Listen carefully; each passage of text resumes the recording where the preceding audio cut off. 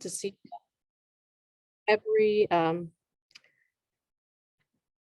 every second Wednesday of the month on various topics.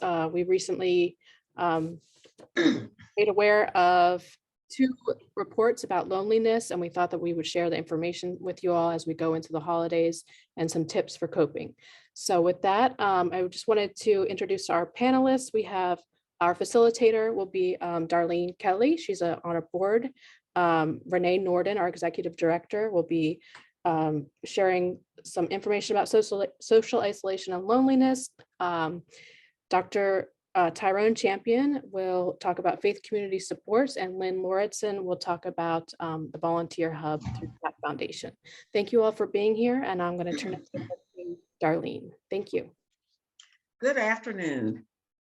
Again, we thank you all for being here, and we're looking forward to this opportunity to be able to share information from some of our leading community leaders, and to be able to enlighten. And our goal is just to be able to help individuals. So we will now get started with our introductions. Renee Norton is the Mental Health Association Executive Director. Prior to joining the MHAFC as the Executive Director in November 2020, Renee was the Director for Guidance and College Counseling at Highland High School in Warrenton, Virginia for 14 years, providing counseling to students, families, and staff, and coordinating care for students with mental health providers. Renee is an instructor for the youth, teen, and adult mental health first aid. She holds a degree in psychology from William and Mary and a master's of education and counseling from the University of Virginia. She and her husband, David, live in Old Town Warrenton. Their 2 daughters are currently in college. And I would like to add there that Renee always is very positive about providing points of how to keep ourselves healthy, especially during the pandemic era. So we are excited to have her, and we welcome you, Renee. Thank you. Lynn Lauritzen is the PATH Foundation Volunteer Hub Manager. Lynn joined the PATH Volunteer Hub after more than a decade of leading the Fauquier Hospital Auxiliary. With an extensive background that will be an asset not only in recruitment and the retention of volunteers, Lynn has also had great experience in matching volunteers in specialized positions based on skills and interests. She lives in Jeffersontown with her husband and 2 children.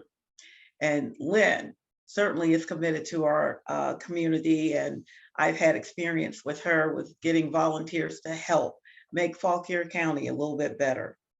Dr. Tyronne Champion is associated and the executive director with the Community Touch Incorporated. He is the co-founder.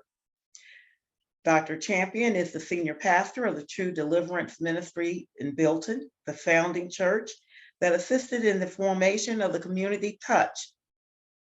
Dr. Champion's education is a BA certificate in Christian education from Spirit of Truth Institute, and a master's in practical theology from Regent University, and a doctorate degree in Christian education from Dallas Theological Seminary. Dr. Champion's hobbies include golf, fishing, and traveling. He's happily married to his wife, Felicia, and has 4 children, Alicia, Howard, Derek, and Denzel.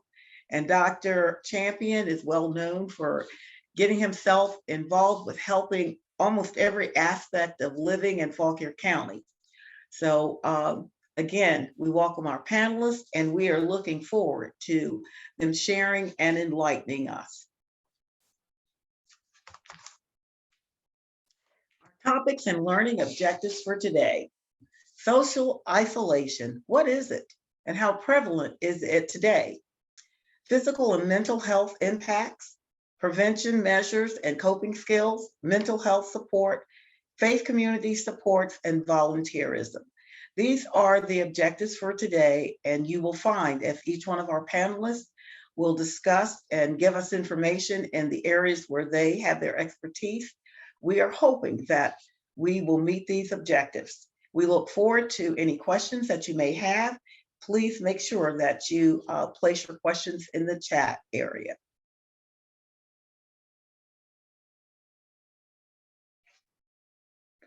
Social isolation versus loneliness. Loneliness is the feeling of being alone. Regardless of the amount of social contact, social isolation is a lack of social connections. Social isolation can lead to loneliness in some people, while others can feel lonely without being socially isolated. And from a personal perspective, I will tell you, since COVID, I have been isolated from regular contact with people for almost 3 years. And it is astounding how much it can have an impact on you mentally and physically. So I know that we are in for an opportunity of learning how that we can navigate through such loneliness. Renee?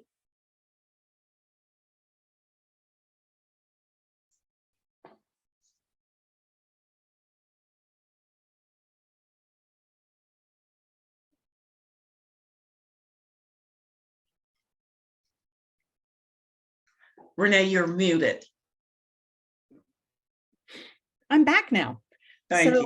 Talking about social isolation, just because you're socially isolated doesn't mean that you actually feel lonely, right? Sometimes that goes back to our being extroverted or introverted. For introverts, they need time alone to replenish. For extroverts, they're more likely to feel alone and being alone is okay, but it's the feelings you associate with being alone. So for me, loneliness is that feeling of being disconnected, and how Darlene shared that sometimes even when you're surrounded by people, you can feel lonely. All right, and that's that lack of connection. And more than 1 in 3 of all Americans are now feeling that way. It's that disconnect. And unfortunately, it's impacting our younger people and the mothers of young children the most. Okay. It also affects more of our minority populations. And, you know, there were some studies before COVID. We are going to be inundated with studies regarding loneliness and social isolation as we come out of COVID. Social isolation is something here at the Mental Health Association we are specifically working on with older adults, those seniors. But now with this new study that's been released, we realize also we need to focus on that young adult population. And a lot of those individuals might be, especially those 18-year-olds, they're either like leaving high school and going either into the workplace or into, you know, further education. Sometimes they are out living by themselves. And it just is a new routine for them. But those adults ages 18 to 24, all the studies have now shown that those were they felt the greatest impact from the pandemic and from, you know, isolating from other people. Next.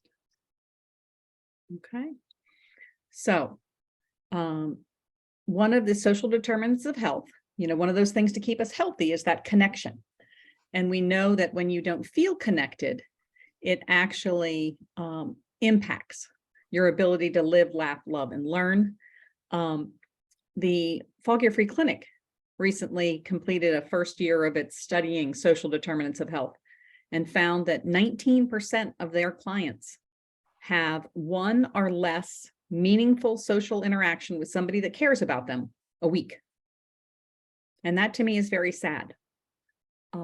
So the things that cause that feeling of disconnectedness is, you know, the not having meaningful conversations or meaningful connections. And that leads to having negative feelings about your relationships. It can also, you know, your relationships might not always benefit you. And so that can also lead to those feelings of aloneness. Poor physical and mental health can lead to social isolation because you're spending more time alone. Like as Darlene shared, she during COVID had to be socially isolated at her house. And so that can lead to feelings of, you know, being alone. And then anyone who is, we talk about life balance. If you focus on only one part of your life, it leads to those feelings of being disconnected. And so when we put all these together, these determinants,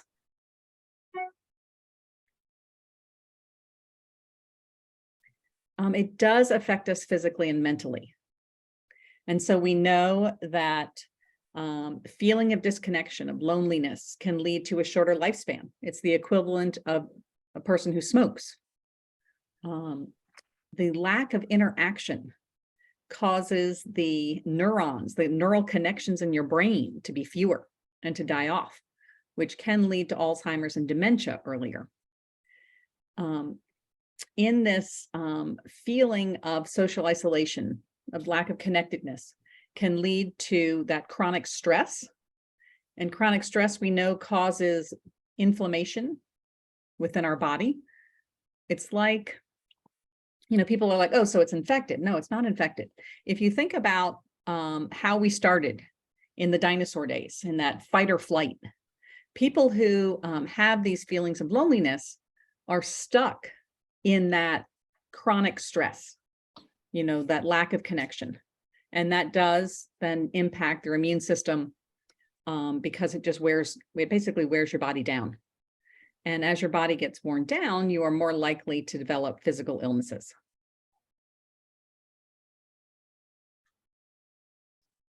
Okay. And these can also lead to mental illness, that lack of connection, that feeling that you're by yourself, that there isn't anyone around to support you, can lead to those first feelings of mental health concerns exacerbating into mental illness. And with that, there's an increased risk of suicide, substance use. People might use substances to self-medicate to help them feel better.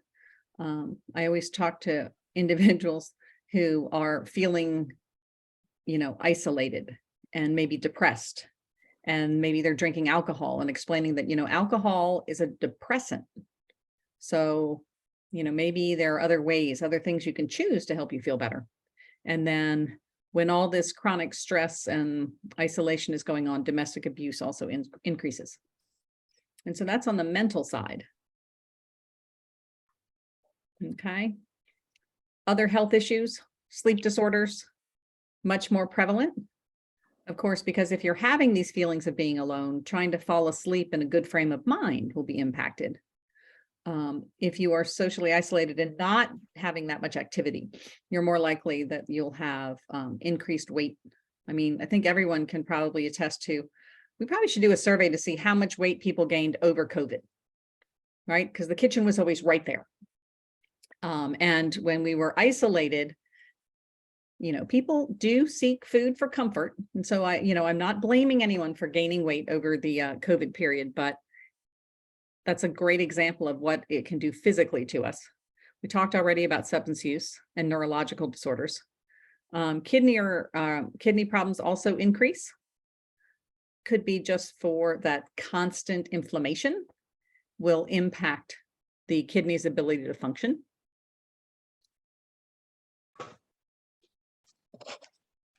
Okay, so with all this happening, with those feelings of loneliness, what can we do, right? Well, the cool thing is that it's very treatable, and a lot of your own self-care can help impact that and help you feel more connected. So the first thing to do is identify those self-defeating thoughts and behaviors. I don't know if any of you all sort of get in a mental loop. Like, nobody ever calls me. Nobody ever, wants to go out with me. Now they're, I'm not going to have anything to do this weekend. They're never going to call. I'm going to be by myself in my house for the rest of my life. Okay. Getting out of that loop will help prevent those feelings of isolation, will help stop that train of thought. Another thing you can do is reimagine or recreate your social relationships. Maybe you've had some relationships that you've had most of your life, And maybe they aren't beneficial to you, or maybe the way you're currently interacting isn't helping form that support network. So it's perfectly allowable to reconnect, to find other ways of interacting. As an example, some people who have decided to use substances less have to reimagine and reweave their social, right, relationships so that they aren't into that same pattern they were before. And the same holds true for being socially isolated. And there are different ways, and we're going to talk about that later in the presentation, of how to do this. And then the third, restore and renew, our commitments. You know, really committing to self-care, to listening to what's going on in your head and making those connections with each other. Those that you already know, maybe making new connections, and we'll talk about how you can do that. Next. All right, so tips. We already talked about reframing your relationships, but you can also reframe your experiences or your expectations. So I don't know if anyone ever, Norman Rockwell pictures of Christmas, or, the wonderful movies you see who set the expectation for these holidays very high. We just came through Thanksgiving. So for some people, their idea of Thanksgiving is, 20 people around the table. And maybe this year there were only 5 people around the table, or maybe it was just 2 people. Having that be okay. Finding the golden nuggets in that experience. And as we're looking forward to Christmas, what are some things that you've done every year that maybe aren't feeding your soul? Are there other traditions you can start? Are there other ways of celebrating? Giving thanks. November is usually the month of being thankful. That doesn't have to stop in November. We know that by keeping like a gratitude journal by the side of your bed, and just right before you go to sleep, writing one thing you were thankful for today, makes you feel better, demonstrates that connection you've had, and then also helps you sleep better. Sharing your time. Lynn is going to talk about this. I know at this time, a lot of organizations are asking for donations. And for some, giving donations isn't an option this year. Understand your gift of time might be even more valuable. Letting your creativity flow. Maybe you haven't done artwork since you were in middle school. It's unbelievable how fun finger painting can be. Just allow yourself to step outside the box, to be less judgmental on your own creativity, and do something. We already talked about seeking connections, and those can be friends, family, and even new people. Maybe somebody that, goes to church with you that you've never talked to. Setting goals. Now, I don't think setting goals should be this list of like 10 things you're going to do. I encourage you to start maybe with one goal a week. You can even put it in your gratitude journal that this is what you're going to focus on to help you feel more connected this week. Great way of just getting yourself into a better frame of mind. Now, treating yourself. Understand treating yourself is a great thing, but it doesn't have to be for like a giant chocolate chip cookie or a, fur coat. It can be treating yourself to time, right? Allowing yourself to snuggle down in blankets and read a book, or treating yourself is fine, but remember that sometimes if you're treating yourself through retail therapy, when you get the bill, it can cause more stress. So just think about that. Feel your feelings. I think that's a great tip. We tend to avoid our feelings, but by just sitting in our feelings allows us to experience them and then move through them. But if we constantly push them back, they're going to fester there until we need to feel them. And then seeking help. And we'll talk about that at the end of the presentation. Thank you, Renee. That was a lot of excellent information to share. I'd like to add a couple of the health issues that do occur with loneliness. People do die more often with loneliness than we could ever recognize. And a lot of that is because if you have some underlying diseases, such as a heart problem, hypertension, you are at greater risk of having a heart attack or a stroke. And then in that loneliness period, there may not be a person you could even reach out to.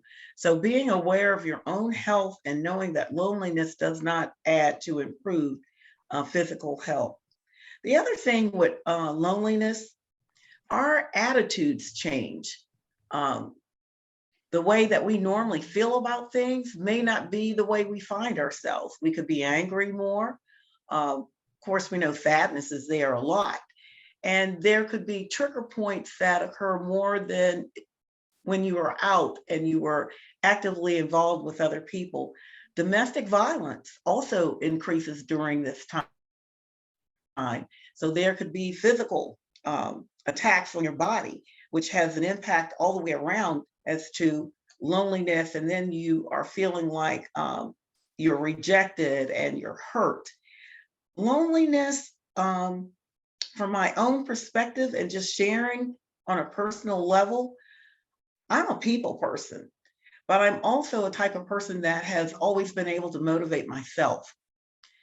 After about 7 months of being lonely, I was about ready to go stir crazy.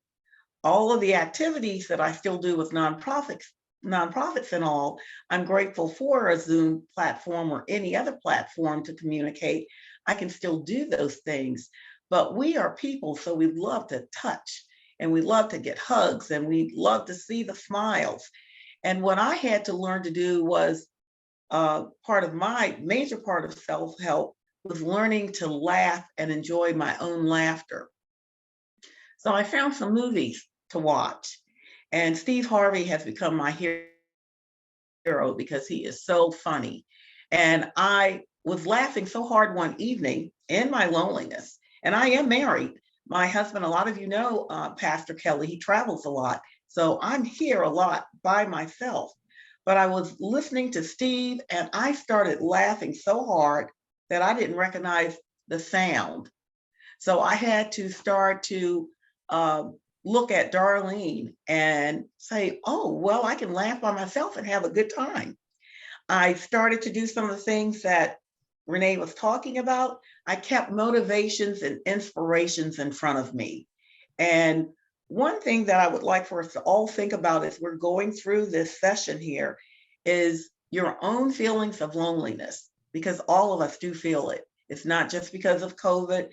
There are so many things that occur in our lives that, and I heard Renee say, you can be in a room of 50 people and still be one of the loneliest people ever. But as we get in touch with ourselves, self-help really works. And one thing, because there weren't people there for me to hug, I started my vegetable and flower garden out on my deck. And it allowed me every day to have some warm, fuzzy feelings from things growing and looking vibrant. I think all of us should be aware of the things that we do for self-help so that we can help others. We will now hear from Dr. Champion and having him share with us from the faith community.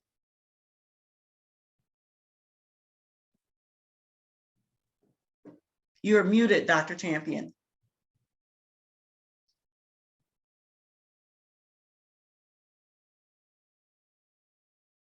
You're still muted.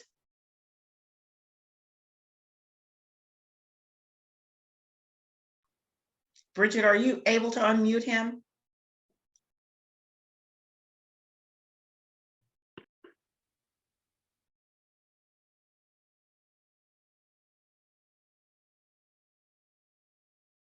Here we go. All right, thank you. Thank you for your patience. Sorry about that.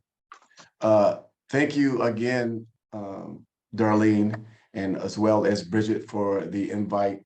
I do want to talk about this loneliness from a spiritual perspective. I'd like to give a couple of facts. I think Renee hit on some. I was on a call about 2 months ago. It was a call from Harvard for my college and other colleagues and whatnot. And they were saying that there is a big, huge uptick in depression and loneliness in colleges for kids. And it's to the point now where they are actually having counselors do, and that's their job. It's just to help these kids who are struggling with depression and loneliness. And so I find that to be quite interesting in our time that we live in. It's not just people that are middle-aged or older, but even the young people are having a challenge with life. 75% of Gen Z generation is experiencing depression, even right now. A fact I found online. Single adults are 65% feel lonelier than their counterparts. And then there's been a 38% increase during the holidays. It's called the holiday blues, that people, it goes up during the holidays, as I think Renee alluded to earlier. So from a spiritual perspective, I would say, I would first, I think the thing with me, spiritually speaking, I would need to find some internal peace. I found from being a pastor for 25 years, and I just resigned, that, by the way, Darlene, in January, so I'm no longer the pastor of the church anymore to do the school. But after 25 years, I found that individuals who really have depression or loneliness or have some major issues, there's been some sort of trauma that's happened to them in the past. Not every time, but a lot of times I found that person cannot get over the hump because of a childhood incident, or, you know, it could be domestic abuse or whatever the case may be. So that trauma has really never been healed. And so when you add the holidays to it, it really, you know, exacerbates the situation because the individual is not really healed. I have a person now, I still counsel. She's in her 70s, and she had, had some things happen to her when she was probably in her 30s, and she's still not over it. So every holiday, she relives the whole situation. So then the individual has to first look at it from a spiritual perspective. How do I do that? First of all, if I am spiritual, meaning that I am going to church or active in church, you would go to your pastor, you would get counseling. I would also advise to go to spiritual care. Our good friend Liz Danielson has a great program that can help out with counseling individuals that have that need spiritually. So the pastor, spiritual needs, but then, you know, you look for individuals to really, I guess, to help you. And that is good. And I agree with that. But what happens when they leave? When they go home? And there you are again by yourself. And those feelings come on you again. So the individual, I believe, must first try and find some spiritual peace.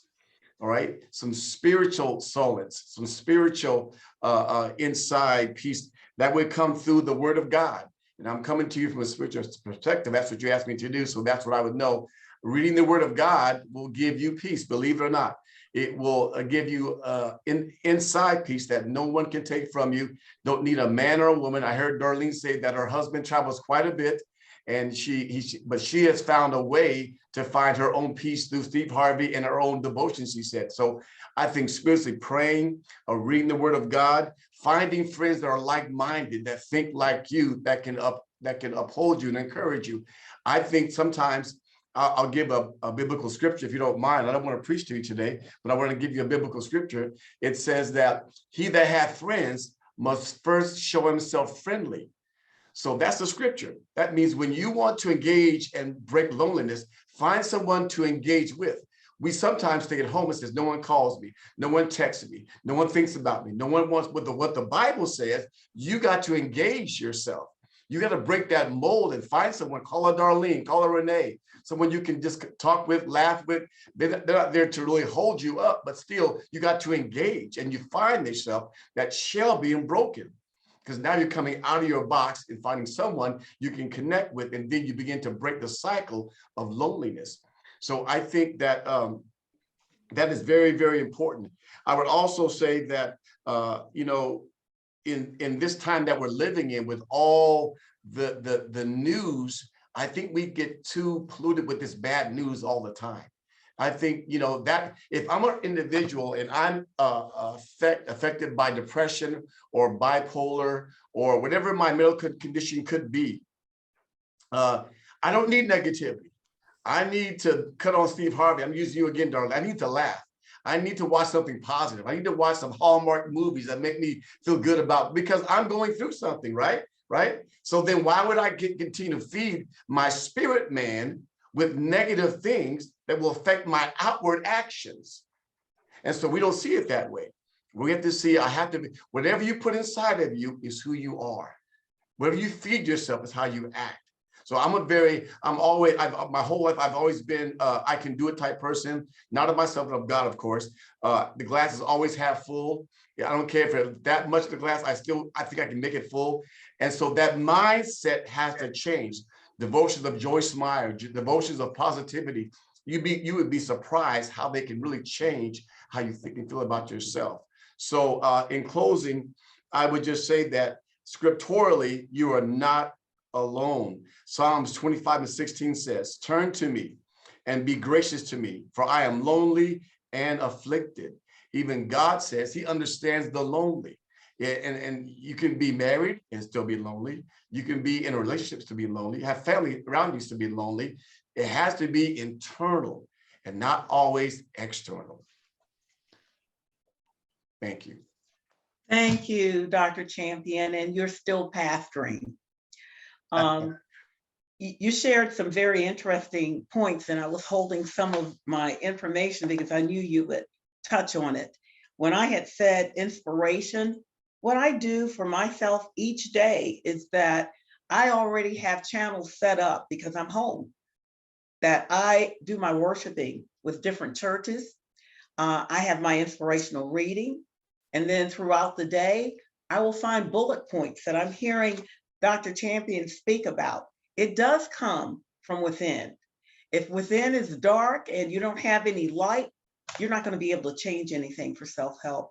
I thank you for the scripture points that you have left with us. And it still is something that each one of us has to find with our own time that's going to make things better. Thank you so much. We'll now turn to Lynn and have her share with us the things that she does and how volunteering can have a great impact on creating a better environment. Thank you, Darlene. And it's an honor to be alongside all of us here on the panel. It's quite a topic. And initially, I'm going to share my screen with you shortly because I want to share with everyone a resource that's available for our community. But I want to share a few things first. I think it's very easy to say, giving of yourself will take your mind off being lonely at times. And I think all of us just inherently know that. Years ago, Path brought a gentleman to come speak to our community, and he talked about blue zones.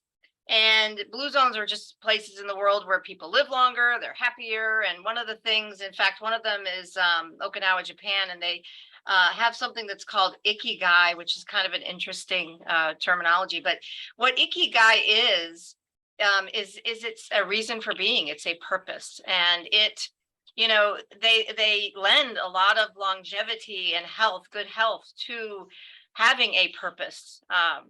And certainly, everything we've talked about today is tied into that. Serving others is a way to do that, is a way to give you purpose.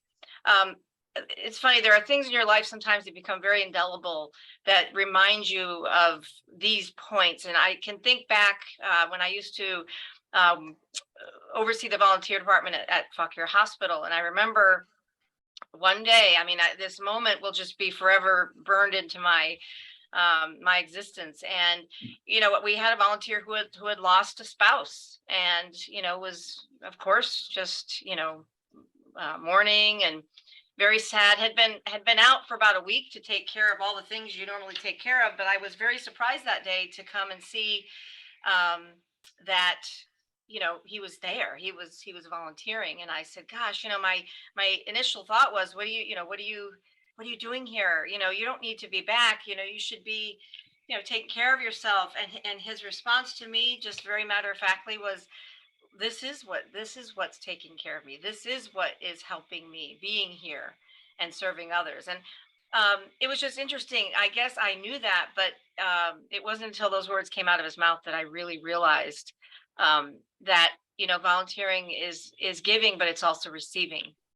And I think the important thing to note too is to just say, well, get out there and volunteer. A lot of people, that's a huge lift for them. The thought of going out there and, oh my gosh, how am I going to connect? Go out into the community and volunteer. I mean, I can't, maybe you're lonely a lot of times because you can't get out of your house or you can't connect. So sometimes that leap is a big leap.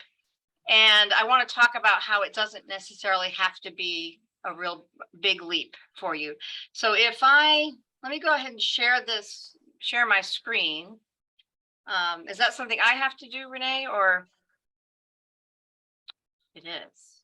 Okay, yeah, I guess I would do it. Oh, At the bottom with the green button, share screen. oh, there it is. It was covered over. Okay.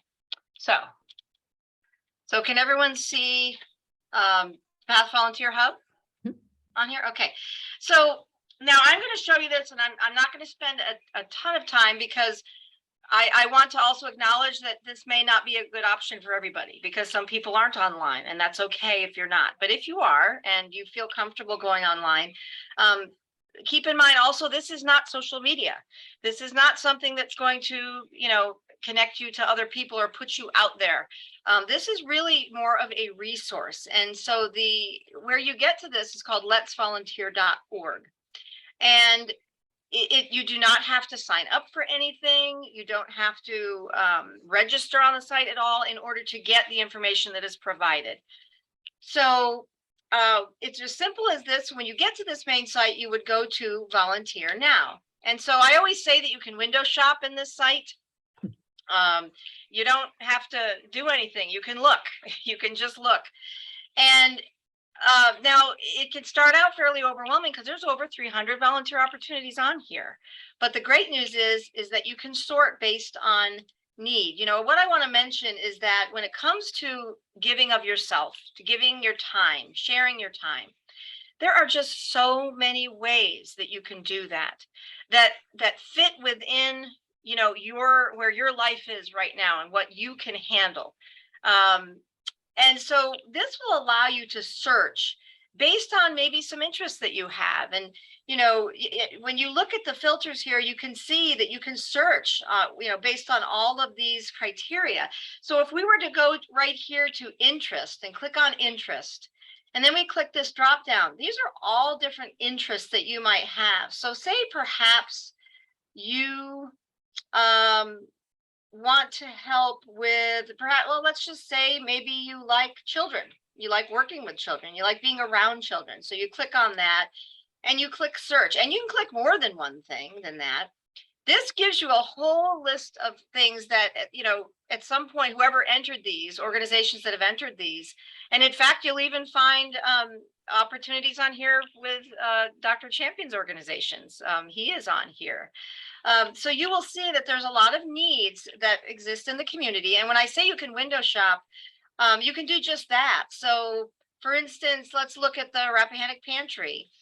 If you can view the details, and you'll see that, and of course this falls under the season of giving. I have an actual page this time of year where we put giving opportunities, because we know that this time of year a lot of people are looking, they're in that frame of mind and they want to give back. And so we have a page here that has all of the specific opportunities that are available this time of year. But if you look here, it gives you the details of what the opportunity, the description of the opportunity. It gives you some additional details about it, and it gives you the opportunity to respond. And responding doesn't always mean that you're saying, okay, I want to do that. Sometimes responding just means you want to learn more about it and you want to get in contact with the individual at that organization who works with volunteers. So gets you in contact with the right person. So in this case, this would be the Rappahannock Pantry. But now maybe you want to actually be in a situation where you can stay within a certain county. Maybe you want to stay right in Fauquier County. And so you search and you can look at all the opportunities that exist in this county. You can even pick opportunities that are a certain distance away from where you are. So I think you get the idea that there are a lot of ways to search for opportunities on this site. And specifically, if we go back to the homepage, you'll see I was telling you about that page where it says it's the season of giving. So we click on here, and this is where the list of all the opportunities, and of course, I'm actually still adding to it, where you can find different things available: the Salvation Army, Angel Tree, the ringing the bell, you know, help support our holiday food basket program. And so in this case, you're actually donating. This is an opportunity where you can actually donate items toward a food basket. You can even look at the different agencies that are on there, and there's over 200 of them. If you can, and you can search by a cause. So if you look here and say, you know, I really am interested in, let's see, mental wellness. Let's say mental wellness. That's something I have a passion for, and I would like to do some things in that arena. Well, these are different organizations that focus on mental wellness. So I could certainly go on and on about how this platform can be of help to anybody who wants to give back to the community. But I think it's important to note that when we talk about isolation and feeling down, maybe feeling a little depressed, you know, those types of things that go along with it, sometimes it's hard to make that move. Sometimes it's hard, as Darlene mentioned earlier, about self-motivation, about, you know, even if it is just something, you know, a few clicks of the mouse. So what I want to tell you is that we recognize that. And so one thing I love doing, and one thing that I love as a part of my job, and it always has been what I love about what I do, is helping people with that journey, with that, taking that road. Because you may not know where to start. You may not know what organization to work with. You may not know what type of work you'd like to do or what kind of service you want to do. You will be surprised to find that when you sit down and talk to someone, and sometimes you don't even realize you're getting there, but you are. And you start talking about the things you love, and you start connecting with another person, you begin to get closer to what it is that inspires you, what it is that moves you, and the type of things that you want to be connected with. And sometimes in relation to isolation and being around a lot of people, sometimes that inspiration comes from an act. Now, a good example I can give you of that is when I used to have, and Darlene will remember this, when I used to have my luncheons that I would do for my events, I would make the centerpieces for the luncheons. And now, mind you, I did that in the privacy of my own home, quietly, no one else around. But when I did it, I loved it. And why? Because I knew that those centerpieces were going to bless someone, because someone was going to go home with it. And so I knew that the work I was doing with my hands, and I think whatever you do with your hands, the love and whatever you put into what you're doing, I think it conveys to the person that you give it to or that you share it with. And so what I was doing isolated in my own home was giving me a feeling of connection and inspiration and just motivation. So don't think that there isn't something you can even do in your home or where you are, where you may be isolated, that can connect you with someone else. And that's something that I can really help to unleash, to kind of uncover. So I encourage anyone to pick up the phone and call the Path Volunteer Hub. We have a lovely location here, but even if you didn't want to come in and talk, it's something we can do over the phone. So I would invite anyone to kind of start that journey with me, to have that conversation, to really discuss what would be a good thing for you, what would be a good fit, as we call it. A way that you can feel connected, the way you can serve others and feel a sense of purpose through volunteering in a way that fits your lifestyle right now or wherever you happen to be in your life. So use the platform. I mean, I can even help you with that too. But even more importantly, connect with me, and I can help you connect with others. Lynn, thank you. You brought back some memories. I think I was someone that got one of those lovely centerpieces. A lot of good information, and it's a wonderful website to go on, not only as an individual, but for organizations that need to connect. So everyone, we thank you for attending. There are a couple other things we'd like to do before we close out today. As you know, our theme was navigating holiday loneliness. And as I was listening to Lynn, she was drawing me to my conclusion notes, and I'm going to ask each one of the panelists to think about that navigating holiday loneliness and give us a final point that you'd like to share and how you could be that resource. Now, Lynn, you've already done that when you said connect, connect, connect. So would you add a little bit more to that? And if there is another link or some other contact information you'd like to give, we certainly would like to leave today with that. Thank you. Sure. Well, I guess I can't emphasize enough that if there's one thing I think is a certainty, it is factual, is that connecting with others and serving is something that will take away that feeling of isolation. We know that. And so whatever it's going to take to make that first step is what needs to happen, what you need to do. And if it means getting online to letsvolunteer.org and just start window shopping, start looking, start discovering the organizations around you, because there are more than you think. There are more organizations out there that need help over the holidays and otherwise. So I think the first step is to you have to light that fire. You know, the fire's in there and you just have to get the fire lit. And so I would say if you have the ability to go online and look and see what's out there.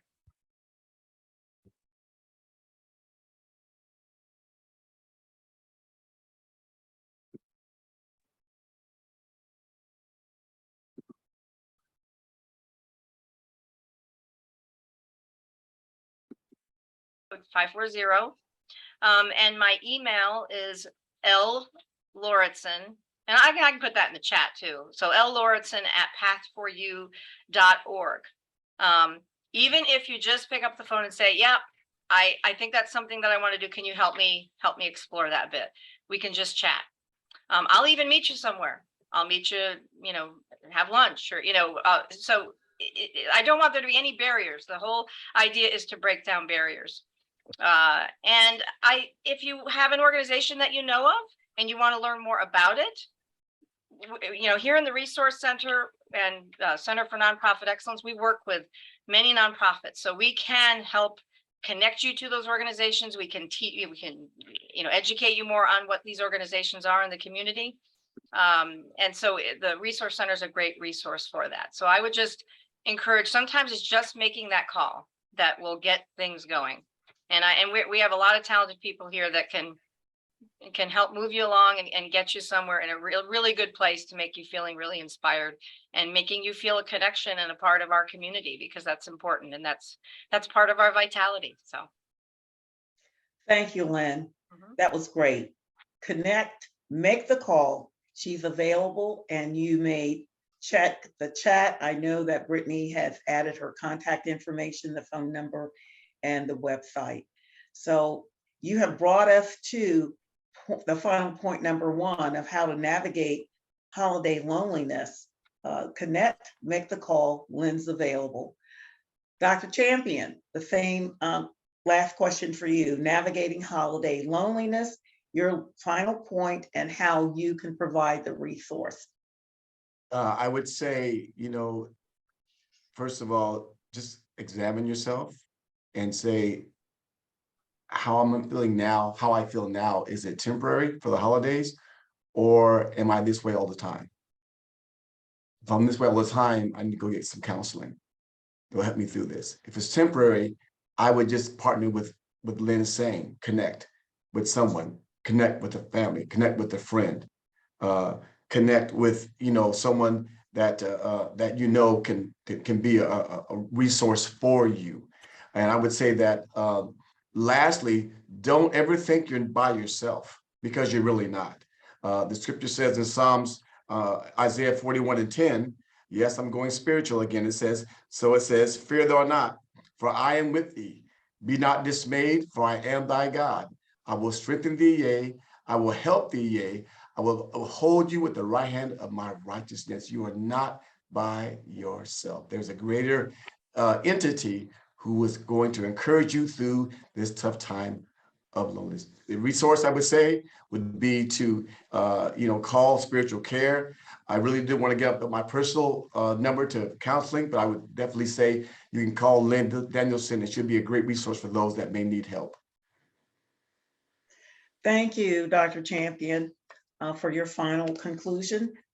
So we have connect from Lynn, examine yourself from Dr. Champion, and he ended up with, we're not alone, because we are not just a physical being, we are a spiritual being. And so God is the final resource for all of us. And then thank you again for connecting us with the other contact of spiritual care. And you can find this information also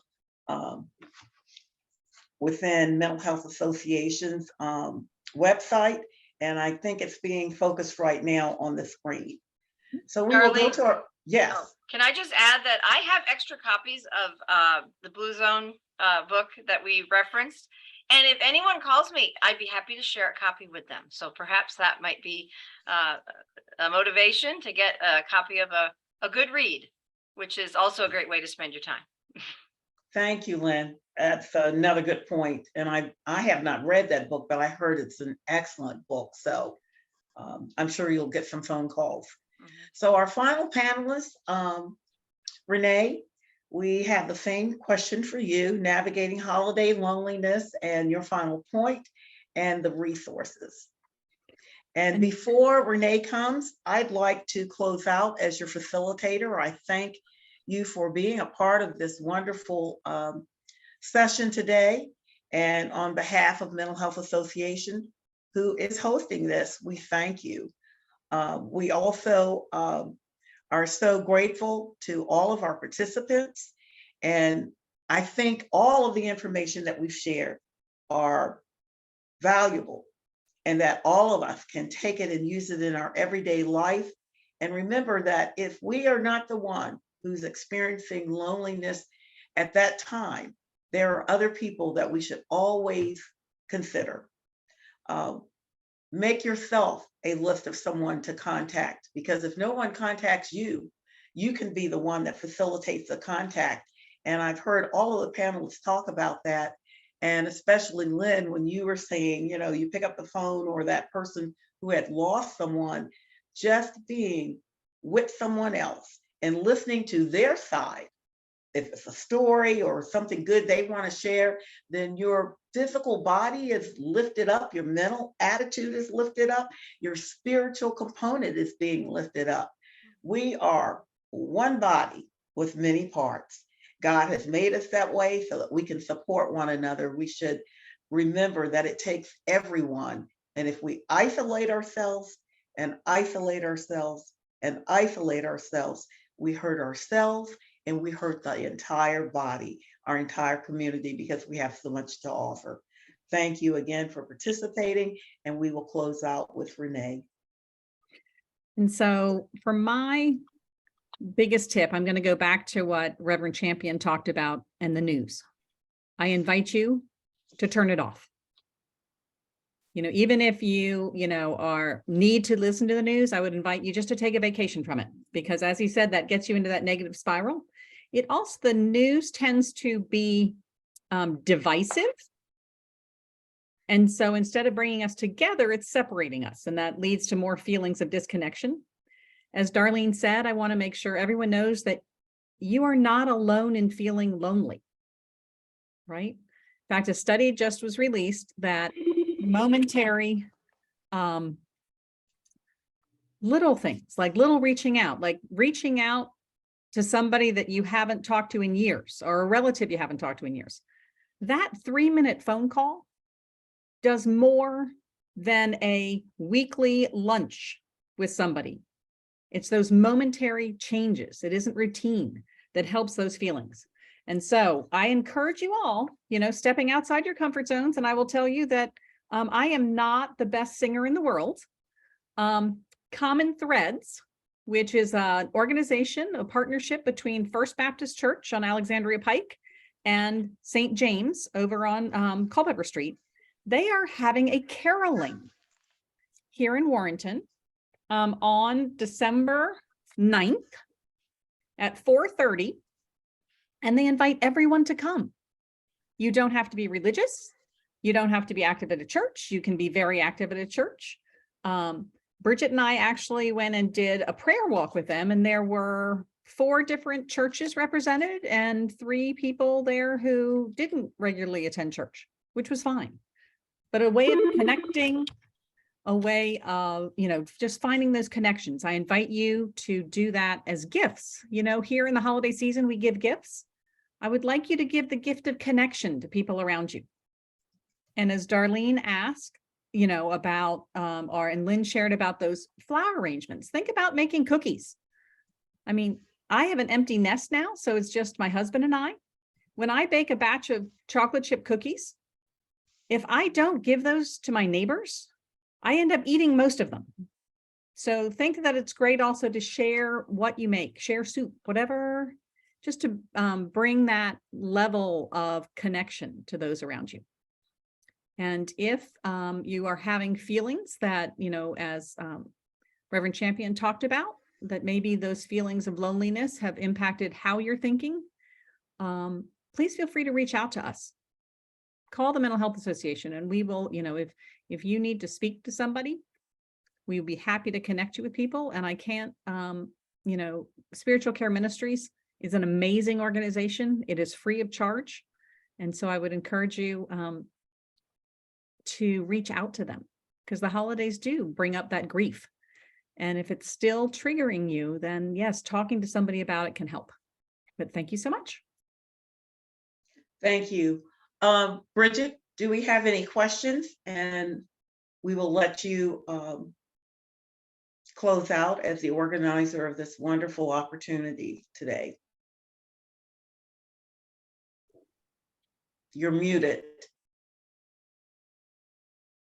No questions. I just wanted to thank you all. Thank you so much to our presenters for all your wise words and advice. And I just want to remind you all that there will be an evaluation to complete after this. We appreciate your feedback and helping us make Lunch and Learns more meet your needs and other topics for the future. So I'll be sending that out by email. Please do take it. And I'll also be sending out a list of resources.